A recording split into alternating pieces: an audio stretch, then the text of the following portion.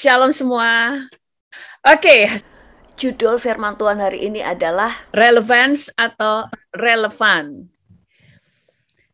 Nah, kita sering mendengar ya bahwa ada banyak orang-orang Kristen yang mulai meninggalkan gereja, ada banyak gereja-gereja yang ditinggalkan. Seperti tadi pagi saya cerita, saya lihat di YouTube ya kan, ada gereja itu besar sekali, megah gerejanya, yang datang cuma satu ya kan, cuma satu di depan sudah tua lagi, dan ada romo di situ yang khotbah dengan semangat padahal cuma satu jiwa.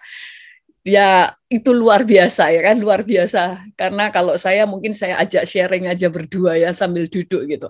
Tapi romo ini dahsyat. Nah, kenapa kok bisa banyak orang berpikir bahwa kekristenan atau Alkitab itu tidak relevan? Karena kebanyakan orang itu sebenarnya tidak baca Alkitab. Karena kita akan melihat bahwa setiap firman Tuhan itu semuanya relevan untuk masa lalu, hari ini, sampai yang akan datang. Kita mulai dulu, kita buka di dalam Amsal 12 ayat yang ke-9. Kita baca sama-sama. Di sini dikatakan lebih baik menjadi orang kecil tetapi bekerja untuk diri sendiri daripada berlagak orang besar tetapi kekurangan makan. Ini sangat relevan di dalam kehidupan kita, dikatakan lebih baik menjadi orang kecil tapi bekerja untuk diri sendiri daripada orang itu berlagak kaya, berlagak punya banyak duit, berlagak besar tetapi kekurangan makan. Nasihat ini sangat relevan di dalam setiap masa, di dalam setiap musim. Karena kalau kita tahu kitab Amsal ini sudah ditulis ribuan tahun yang lalu, sebelum zaman Tuhan Yesus. Tetapi nasihat-nasihat yang ada di kitab Amsal semuanya relevan. Kemudian kita lihat di dalam Amsal 12 ayat 11, di sini dikatakan bahwa siapa mengerjakan tanahnya akan kenyang dengan makanan. Tetapi siapa mengejar barang yang sia-sia tidak berakal budi. Apakah relevan firman Tuhan ini di zaman kita? Semuanya relevan. Dikatakan siapa yang mengerjakan tanahnya akan kenyang dengan makanan. Saya tadi pagi bercerita tentang ada seorang ibu cerita kepada saya, dia lahir di Cina ya. Kebanyakan orang yang dari Cina sana itu punya sebuah mental untuk sukses, punya mental tidak gampang menyerah. Dia mengatakan pada saya begini, masa tua saya pun sekalipun orang anak-anak saya nggak biayai saya misalnya, saya bisa pulang Indonesia, saya bisa pelihara ayam, cukup 2 ekor saja. Dia akan saya pelihara, dia akan menghasilkan telur, telurnya akan saya tetaskan menjadi banyak ayam, nanti telurnya saya makan, saya juga jual, dan saya akan menanam sayur-sayuran khusus untuk saya. Saya nggak perlu kemudian memiliki ladang yang sangat besar, tapi cukup untuk makanan saya. Firman ini sangat benar dan sangat relevan pada waktu orang itu mengatakan bahwa apa saja yang ada di tangan kita, kita kerjakan tanah kita, maka kita akan kenyang.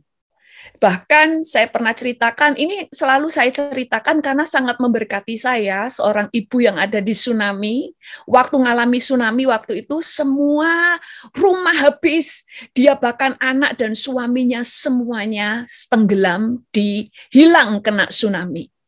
Tetangga-tetangganya depresi, nangis, dia juga depresi, tapi dia tidak mau berlarut-larut di situ.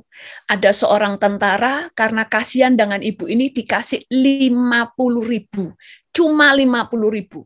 Orang ini mikir gini, orang ini kesaksian kan, dia bilang begini, kalau 50.000 ini saya pakai makan, paling 3 hari atau 2-3 hari habis.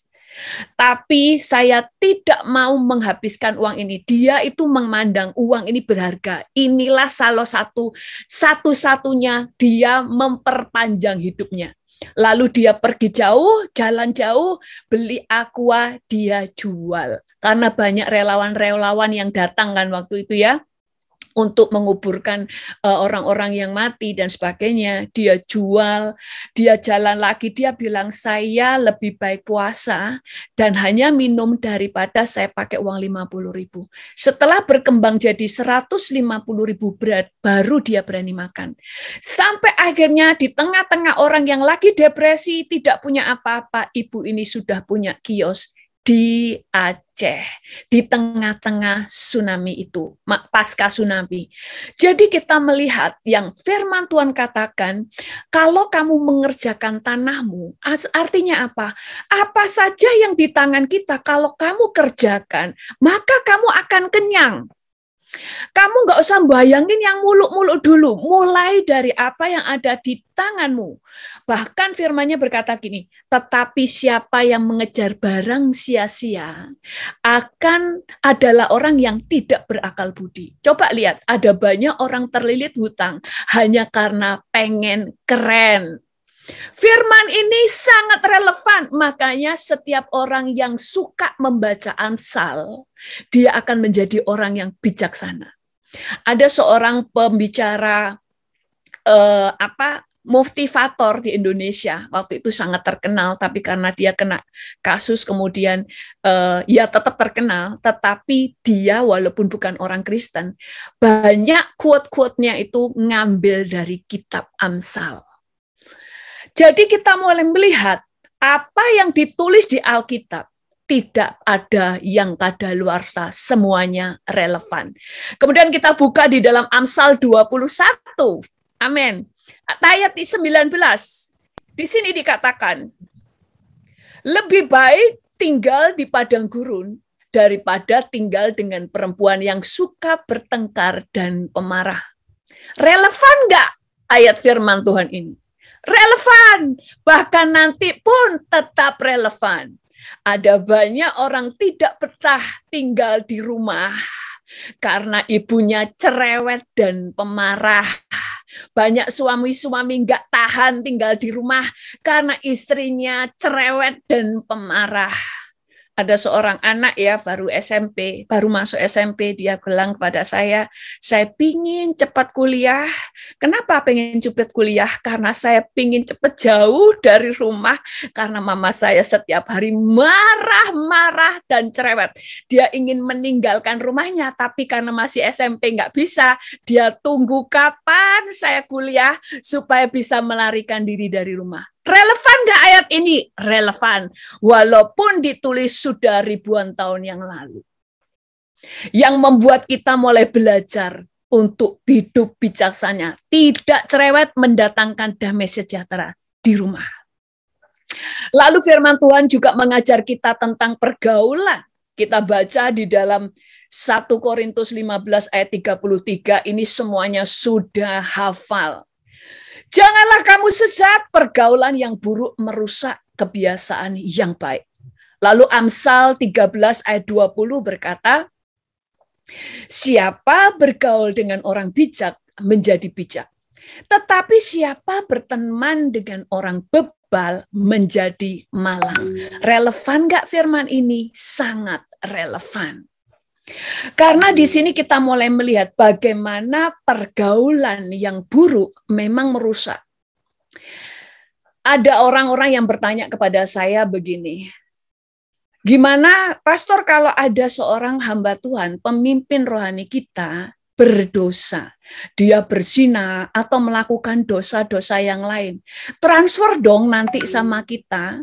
Saudara harus tahu transfer roh. Sebentar ya, ini bunyi-bunyi terus. Ini saya matiin dulu. Transfer roh itu nggak seperti Bluetooth.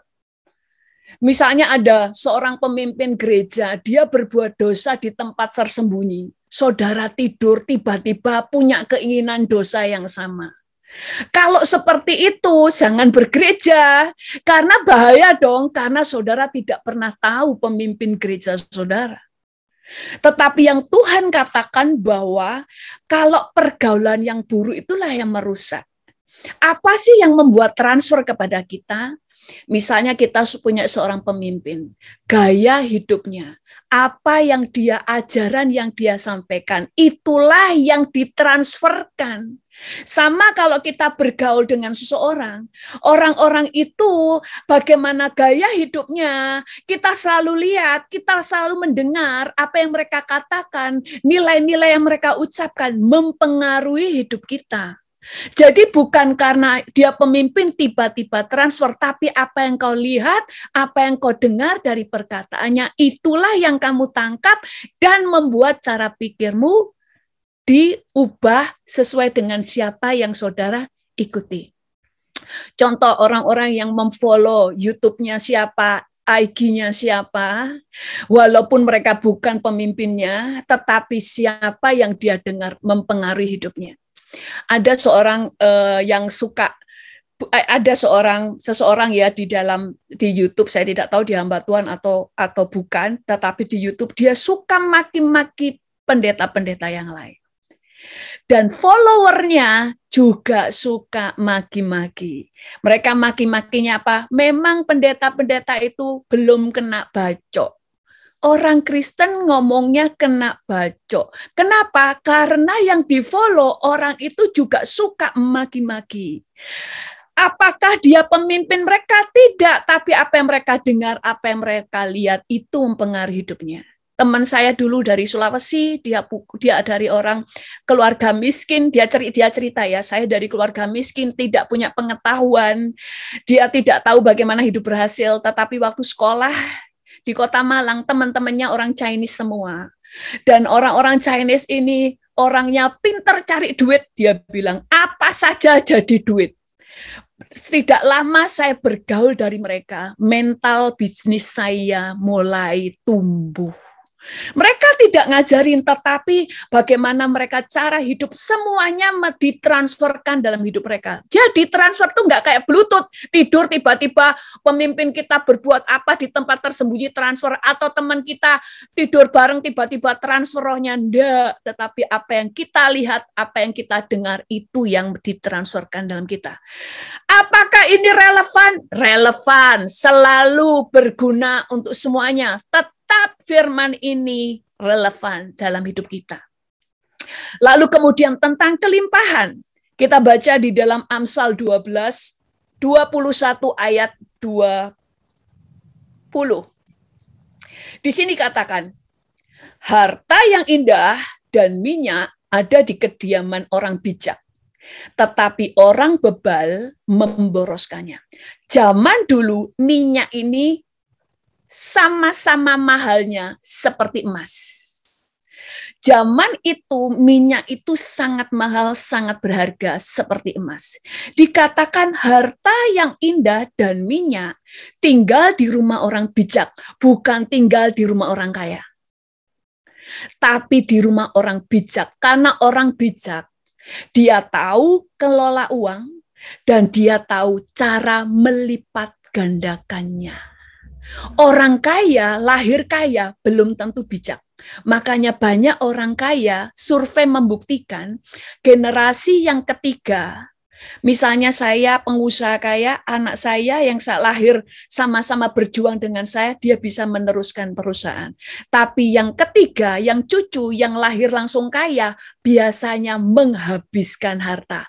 Makanya dikatakan harta itu yang indah-indah dan minyak bukan tinggal di rumah orang kaya, tapi orang bijak. Apakah ini relevan? Relevan. Karena orang bijak tahu mengelola keuangan dan tahu bagaimana bisa dipercaya.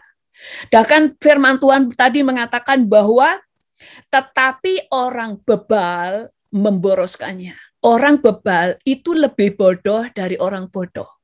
Orang bodoh dia tahu masih bodoh, kurang pengetahuan, makanya dia mau diajar. Tapi orang bebal dia merasa pinter dan tidak suka diajar. Makanya orang bebal tidak bisa diajar. Lebih baik orang bodoh daripada orang bebal. Lalu firman Tuhan di dalam Amsal 10 ayat 4. Di sini dikatakan, tangan yang lamban membuat miskin, tetapi tangan orang rajin menjadikan kaya. Benarkah firman ini? Relevankah firman ini? Relevan. Makanya sekali lagi orang yang suka membaca Amsal, dia menjadi orang yang bijak. Karena cara hidup semua diajarkan di kitab Amsal. Dan perkara-perkara lain di firman Tuhan yang lain. Dan kemudian dikatakan di dalam Amsal 19 ayat 2. Di sini dikatakan, tanpa pengetahuan, kerajinan pun tidak baik. Orang yang tergesa-gesa akan salah langkah. Saya kasih banyak ayat untuk membuktikan betapa relevannya firman Tuhan. Tadi dikatakan tangan yang lamban menjadikan miskin, tangan yang rajin menjadikan kaya. Yes.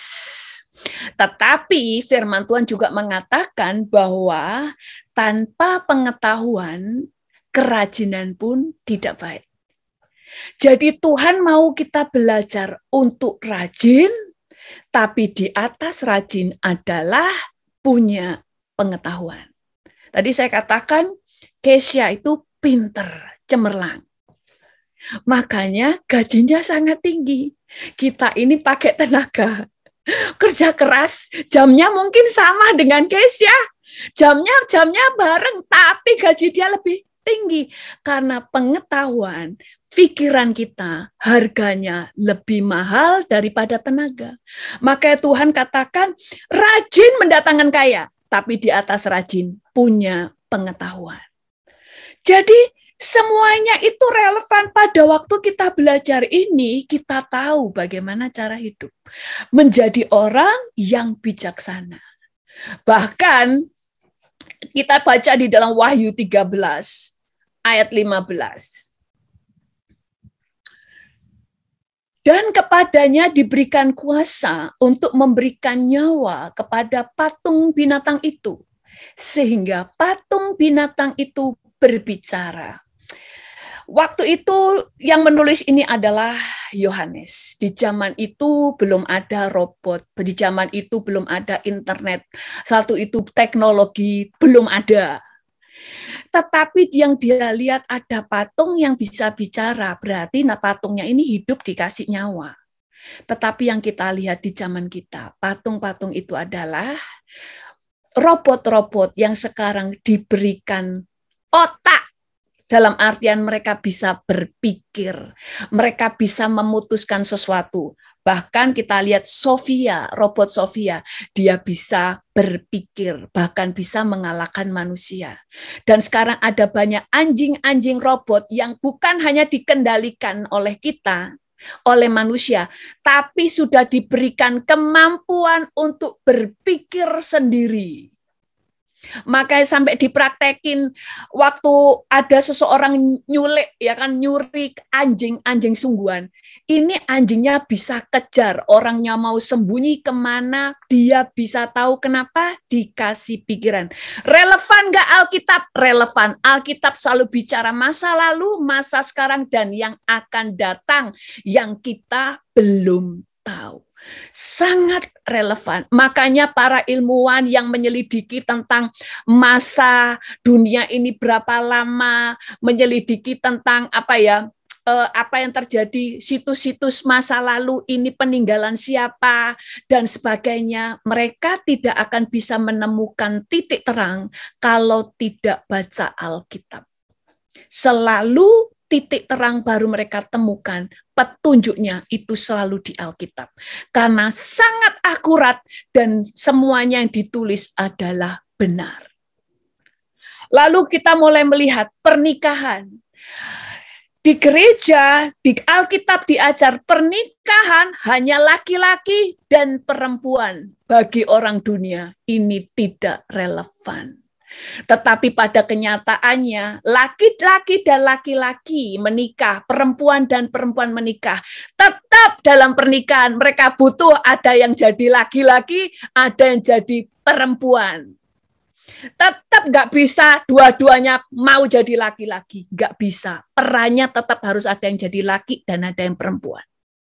Waktu mereka ingin punya anak, tetap dibutuhkan laki dan perempuan. Ada bayi tabung, iya, tapi tetap dibutuhkan sperma laki-laki dan indung telur dari perempuan. Tetap laki dan perempuan. Menunjukkan engkau mau menolak Alkitab dan berkata tidak relevan, akan tetap terbukti Alkitab yang relevan, Alkitab yang terbukti benar. Amin. Nah, kemudian kenapa banyak orang berpikir bahwa gereja atau firman Tuhan itu nggak relevan, terutama anak-anak milenial katanya. Kenapa? Satu, kalau orang selalu bicara tidak relevan, pertama, dia pasti tidak baca Alkitab, hanya sok tahu. Seringkali orang hanya mendengar khotbah sepotong, tapi tidak pernah membaca seutuhnya. Makanya perlu baca Alkitab itu seutuhnya. Saya sering katakan, lihat firman dengan utuh. Kalau tidak utuh, saudara salah paham dan akan berpikir firmannya tidak relevan. Yang kedua, kenapa banyak orang berpikir bahwa firmannya dan gereja tidak relevan? Karena banyak orang yang melihat kekristenan itu hanya salah satu agama. Yang ketiga, semua di gereja hanya sebatas aturan-aturan. Nggak boleh ini, nggak boleh itu. Liturginya harus ini. Semuanya membosankan. Tidak ada kehidupan. Tidak relevan. Masih pakai kebudayaan yang kuno zaman dulu. Masih dipakai. Tidak relevan. Padahal yang tidak relevan adalah cara-cara gerejanya. Bukan Alkitabnya. Bukan firmannya. Makanya ada banyak orang yang kemudian akhirnya salah paham. Yang keempat, karena banyak khotbah-khotbah yang khotbahnya nggak relevan. Kenapa? Karena tidak memberikan firman, merangkum firman dari ayat-ayat secara utuh. Sehingga orang melihatnya ini Alkitab ini aneh, ajarannya aneh, padahal karena tidak utuh. Contohnya ya, dikhotbahkan misalnya begini. Jangan kamu khawatir akan hidupmu. Burung di udara aja Tuhan pelihara. Jadi jangan takut. Kalau cuma ayat ini yang dikhotbahkan, makanya banyak orang itu langsung ngomong orang Kristen itu aneh. Pada kenyataannya, kita nggak bisa kalau nggak kerja. Ada yang bilang begini, burung di udara Tuhan pelihara. Iyalah, nggak khawatir karena burung tidak perlu bayar rent. Burung tidak perlu bayar bil, dia cuma makan.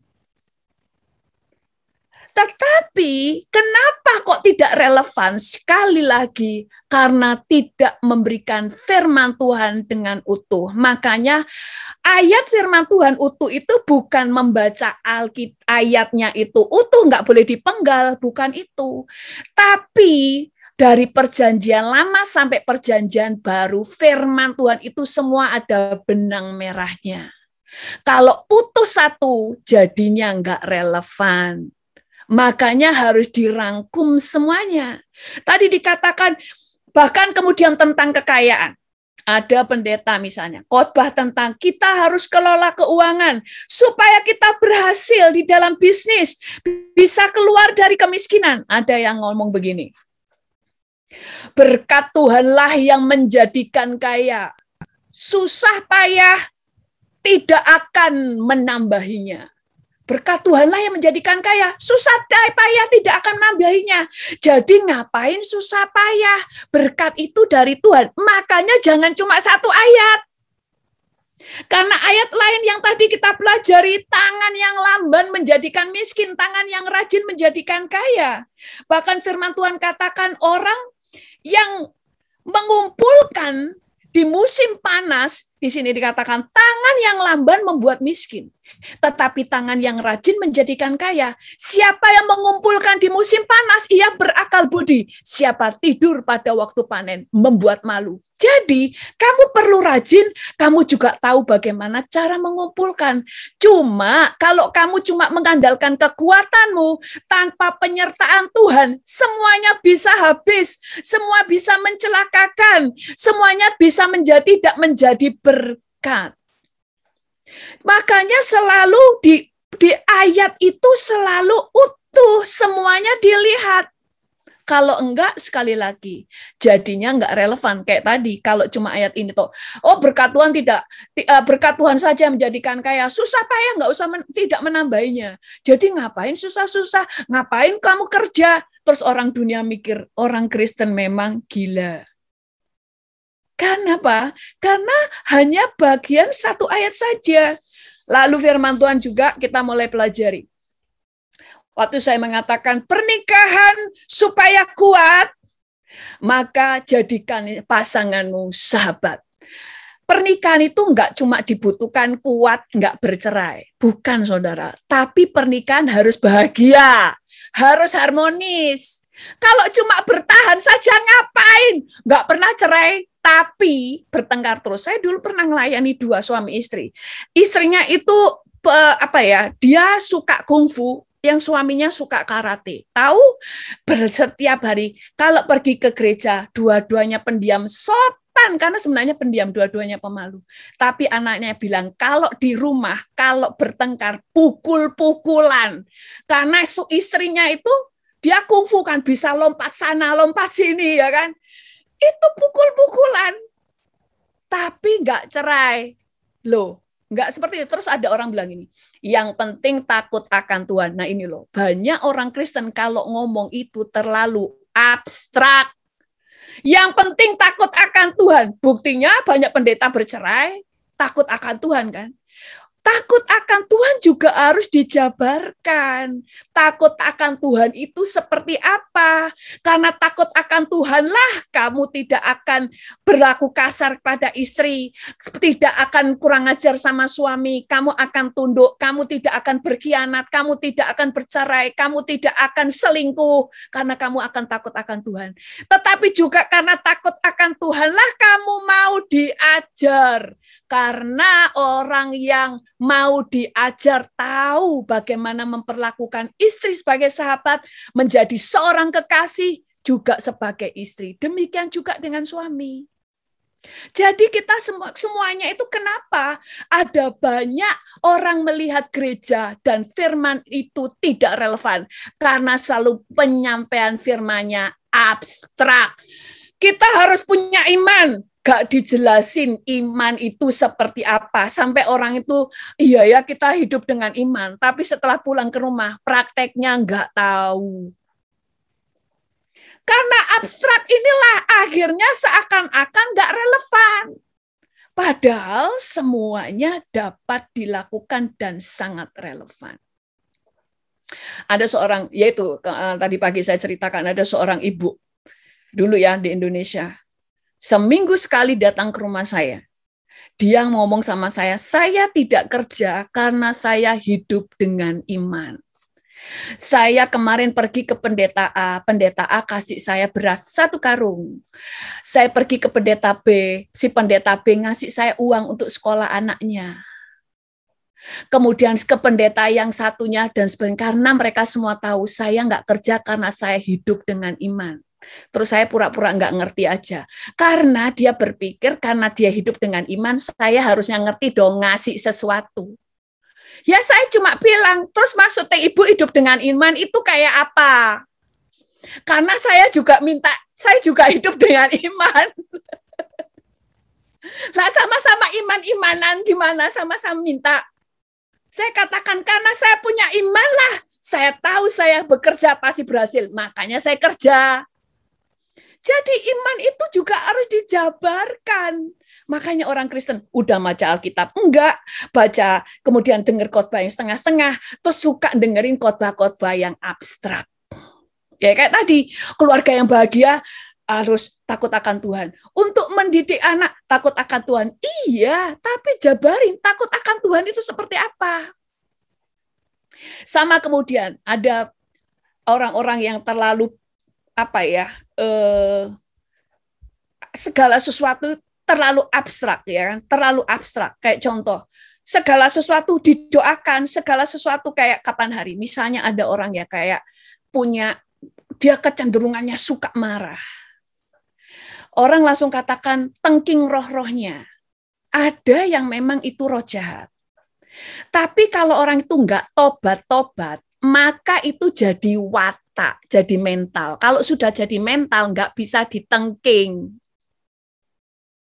Yang dia harus lakukan bukan datang ke pendeta, tapi dia yang harus menyangkal dirinya, motong dagingnya, motong dosanya. Itu yang nyatanya dia harus menyangkal dirinya, harus menyalibkan dagingnya, harus melawan kemarahannya. Makanya banyak orang selalu marah-marah, doakan saya dong, doakan saya, tapi dia nggak mau tobat. Ada orang-orang yang dilayani pelepasan, saya dulu ada orang dilayani pelepasan berkali-kali, kerasukan terus. Sampai pemimpin dia tanya sama saya, dia ini kenapa ya kok kerasukan terus? Saya bilang ini bukan kerasukan, ini konslet. Otaknya konslet, setengah gila, harus dibawa ke psikiater. Kalau kita dibawa ke kita terus, nanti kita yang gila karena ngelayani orang ini terus, karena terus kayak orang lah ini karena orang Kristen semuanya. Oh, terlalu ngeroh sampai nggak bisa membedakan mana yang roh jahat, mana yang mental. Ada orang itu karena stres, ada yang karena trauma, ada yang karena masa lalunya. Itu semuanya macam-macam. Makanya kalau kita mengerti, semua akan tahu kekristenan lebih relevan daripada yang dianggap dunia itu relevan.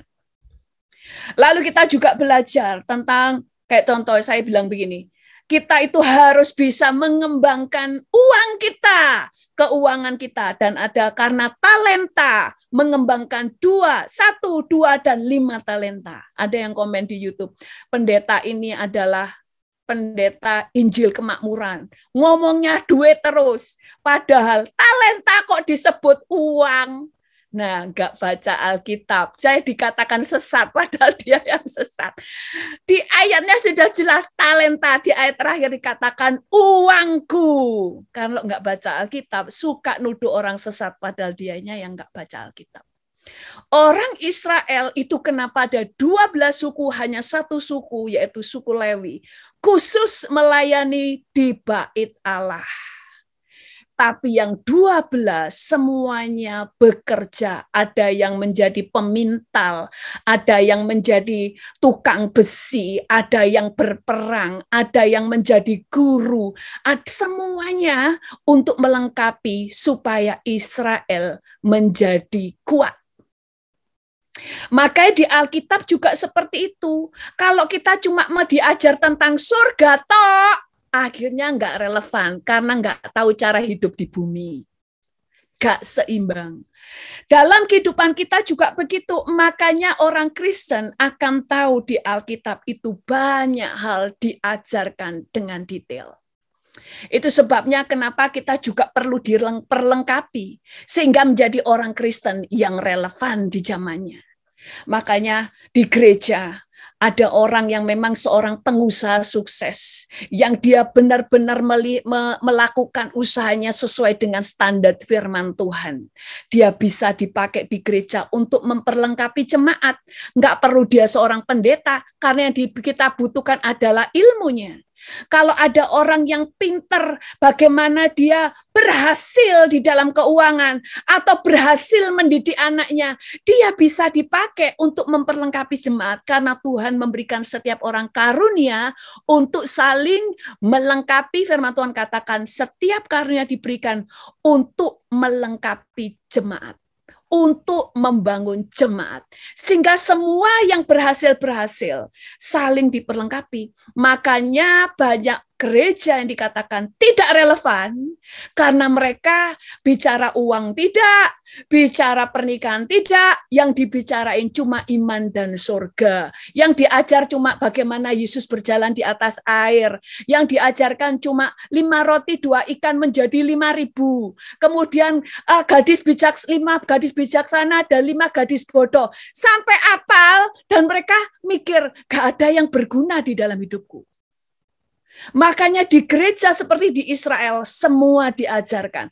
Makanya keuangan diajar di gereja, pernikahan diajar di gereja, pergaulan diajar di gereja, bagaimana bisnis diajarkan di gereja, semuanya diajar. Sehingga orang Kristen dan orang dunia melihat bahwa kita lebih relevan daripada dunia. Karena semua ada dasar firman-Nya. Hamba Tuhan sebagai gembala hanya dia yang menentukan siapa yang layak berdiri di mimbar. Karena gak semua orang pinter tahu tentang firman, gak semua orang pinter tahu prinsip firman. Tetapi orang yang tahu prinsip firman, dia layak dipakai untuk memperlengkapi jemaat. Jadi kita belajar di sini bahwa firman Tuhan adalah sangat relevan di segala zaman dan di segala usia. Sehingga kita tadi sudah melihat yang membuat tidak relevan, pertama karena kita nggak baca Alkitab secara utuh, tidak berurutan. Yang kedua, seringkali khotbah-khotbah itu terlalu abstrak sampai tidak tahu caranya. Kalau di dalam Mazmur 103, nggak ada di PowerPoint, ayat 7 dikatakan, Ia atau Tuhan telah memperkenalkan jalan-jalannya kepada Musa, tetapi perbuatan-perbuatannya kepada Israel. Musa menjadi bijak karena dia tahu jalan-jalannya. Kalau tahu jalan-jalannya, iman itu gimana sih jalan-jalannya? Oh, hikmat itu gimana jalan-jalannya? Oh, takut akan Tuhan itu seperti apa? Semua akan tahu kalau semua relevan dan dapat dikerjakan. Amin.